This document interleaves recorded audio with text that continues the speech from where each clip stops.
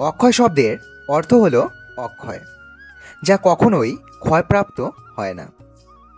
তাই এদিনে করা পুণ্যকর্ম কখনো নষ্ট হয় না, সদা সর্বদাই চিরস্থায়ী থেকে যায়। ত্রেতা যুগে এদিনে ভগবান পরশুরাম জন্মগ্রহণ করেন, তাই এদিনটি পরশুরাম জয়ন্তী হিসেবেও পালন করা হয়। মহাভারতে এদিনেই পাণ্ডবরা অক্ষয়পাত্র লাভ করেছিলেন, যা থেকে অনন্ত পরিমাণে খাদ্য পাওয়া যেত।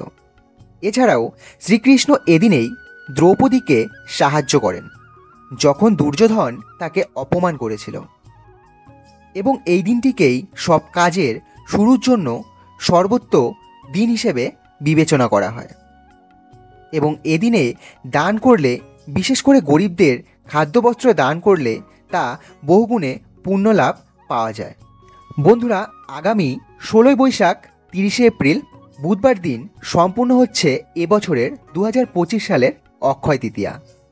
বন্ধুরা, আমরা সকলে প্রত্যেক বছর এ দিনটির জন্য অপেক্ষা করে থাকি, কারণ শুধু বৈশাখ মাস নয়, পুরো বছরের একটি অন্যতম দিন হিসেবে গণ্য করা হয় এই অক্ষয় তৃতীয়ার দিনটিকে। আর বন্ধুরা, সকল প্রকার শুভ ও মাঙ্গলিক কাজগুলি আমরা এদিনেই করে থাকি।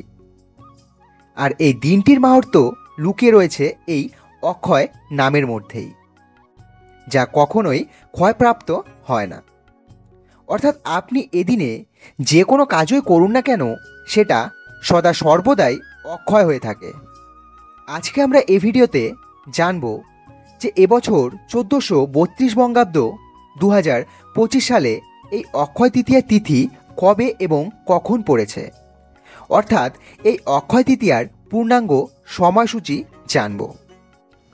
এবং বন্ধুরা, এই অক্ষয় তৃতীয়ার দিন আমাদের কি করা প্রয়োজন, এদিন যদি আপনি কোনো মাঙ্গলিক কাজ বা পুজো করতে চান তাহলে কোন সময় করবেন, এবং এই অক্ষয় তৃতীয়ার দিনটি কেন এত গুরুত্বপূর্ণ, এর মাহাত্ম্য কী, সকল বিষয়ে জানব এই ভিডিওতে।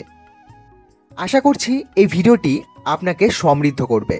বন্ধুরা, আমি কৃষ্ণ সনাতনী ধর্মকথা চ্যানেলের একটি নতুন এপিসোডে সকলকে জানাই স্বাগত।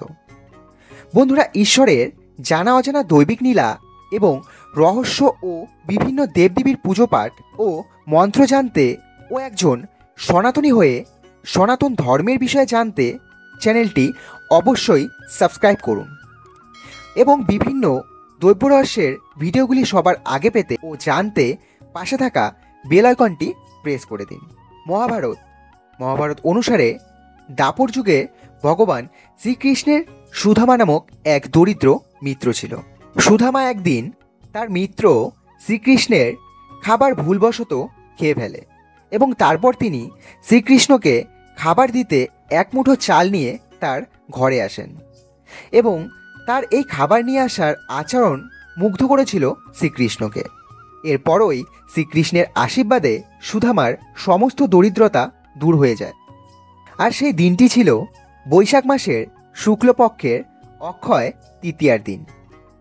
তাই বন্ধুরা, এই দিনটি পুরো বছরের অন্যতম একটি শুভ দিন হিসেবে বিবেচিত হয়। মহাভারতে উল্লেখ রয়েছে যে কৌরবদের কাছে পাশা খেলায় হেরে যাওয়ায় 12 বছরের জন্য বনবাস ও 1 বছরের জন্য অজ্ঞাতবাস যেতে হয়েছিল পাণ্ডবদের, এবং তাদের এই বনবাসে থাকার সময় ফের কৌরবদের চক্রান্তে মুনি দুর্বাসা ও তার শিষ্য নিয়ে এক রাতে পাণ্ডবদের আশ্রয় গ্রহণ করতে যান। কিন্তু সে সময় তাদের ঘরে কোনো অন্ন ছিল না। ক্ষুধার্ত মুনি দুর্বাসা তাদের অভিশাপ দেবে ভেবে তারা ভয় পাচ্ছিলেন পাণ্ডব এবং দ্রৌপদী। ঠিক সে সময়ই ভগবান শ্রীকৃষ্ণ এসে হাজির হন। তিনি এসে হাড়ির তলা থেকে লেগে থাকা এক মুঠো চালের দানা তিনি খেয়ে নেন, আর অবাক করা বিষয়, তাতেই পেট ভরে যায় দুর্বাসা ও তার শিষ্যদের। দুর্বাসার অভিশাপ থেকে এই অক্ষয় তৃতীয়ার দিনই পাণ্ডবদের রক্ষা করেছিলেন ভগবান শ্রীকৃষ্ণ। আর এই অক্ষয় তৃতীয়ার দিনেই বেদব্যাস ও গণেশজি শুরু করেছিলেন মহাভারত রচনার কাজ, এবং রাজা ভগীরথী মা গঙ্গাকে এদিনেই মর্তে নিয়ে এসেছিলেন, এবং মহাদেব এই অক্ষয় তৃতীয়ার দিনেই কুবেরের তপস্যায় সন্তুষ্ট হয়ে তাকে বিপুল ধন ও ঐশ্বর্য দান করেছিলেন। এবং কুবেরের এই লক্ষ্মী লাভের কারণেই এদিন বৈভব লক্ষ্মীর পুজো করা হয় আমাদের ঘরে ঘরে। আর এই দিনেই সত্যযুগের সমাপ্তি ঘটে এবং শুরু হয় ক্রেতা যুগ। সুতরাং এই দিনটি আপনি যা করবেন তা ক্ষয়হীন হয়ে চিরকালই থেকে যাবে। এদিন তাই বাড়িতে বাড়িতে অক্ষয় তৃতীয়ার পুজো সম্পূর্ণ করা হয়। এবং বন্ধুরা, যদি আপনি কোনো শুভ ও মাঙ্গলিক কাজ করবেন বলে ভেবে রেখেছেন, তাহলে সেটি অবশ্যই 16 বৈশাখ 30 এপ্রিল বুধবার সম্পূর্ণ করুন। কারণ উদয়া তিথি অনুযায়ী এবছর অক্ষয় তৃতীয়া পড়েছে আগামী 16 বৈশাখ 30 এপ্রিল 2025 বুধবার। আর এই অক্ষয় তৃতীয়া তিথি শুরু হচ্ছে আগের দিন 15 বৈশাখ মঙ্গলবার রাত্রি 8:24 থেকে এবং এই অক্ষয় তৃতীয়া তিথি থাকছে পরের দিন অর্থাৎ 16 বৈশাখ বুধবার সন্ধ্যা 6:12 পর্যন্ত। অর্থাৎ বুধবার 6:12 পর থেকে চতুর্থ তিথি শুরু হচ্ছে। তাই এই অক্ষয় তৃতীয়ার যাবতীয় কাজ ও পালনবিধি বুধবার সন্ধ্যা 6:12 আগেই সম্পূর্ণ করবেন। এবছর এই অক্ষয় তৃতীয়ার অমৃতযোগের সময় থাকছে বুধবার সকাল 6:44 থেকে সকাল 9:21 পর্যন্ত, সকাল 11:06 থেকে বিকেল 3:18 পর্যন্ত এবং বিকেল 5:11 থেকে সন্ধ্যা 6:12 পর্যন্ত। অক্ষয় তৃতীয়ার সমগ্র পালনবিধি এই সময়ের মধ্যেই সম্পূর্ণ করুন। অক্ষয় তৃতীয়ার দিন সবচেয়ে শুভ কাজ হলো স্নান ও দান করা। এদিন যদি পারেন তাহলে গঙ্গা স্নান করুন, আর যদি গঙ্গা স্নান না করতে পারেন তাহলে স্নানের জলে গঙ্গা জল মিশিয়ে স্নান করুন।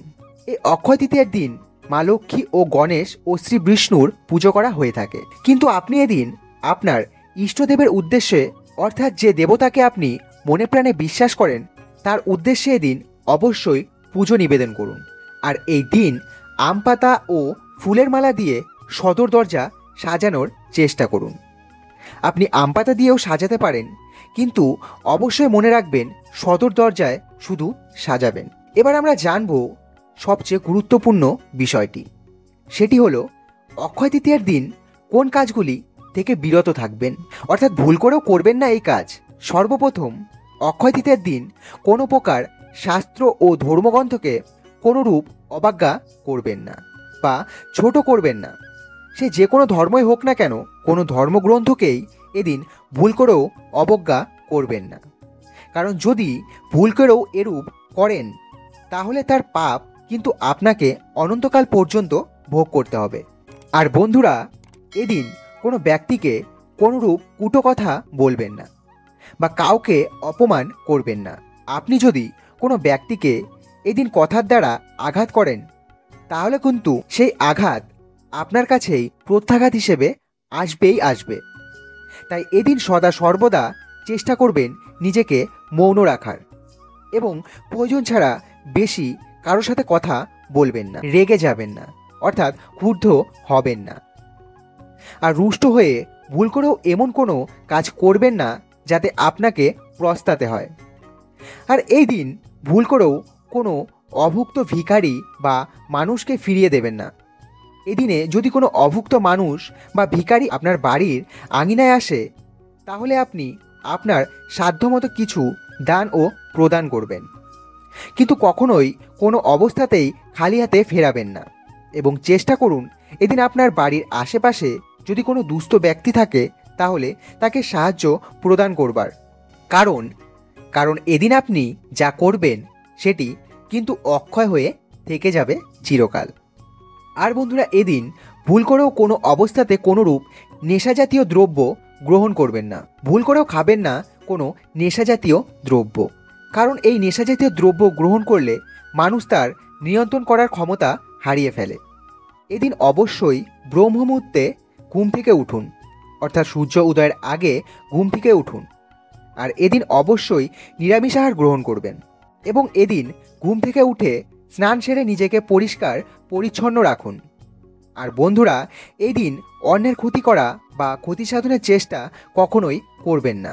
এই সমস্ত সকল প্রকার ভাবনা থেকে নিজেকে বিরত রাখুন, কারণ এ ধরনের কাজ কিন্তু আপনাকে অনন্তকাল ধরে বিব্রত করবে এবং তার ফল আপনাকে অনন্তকাল ধরে বইতে হবে।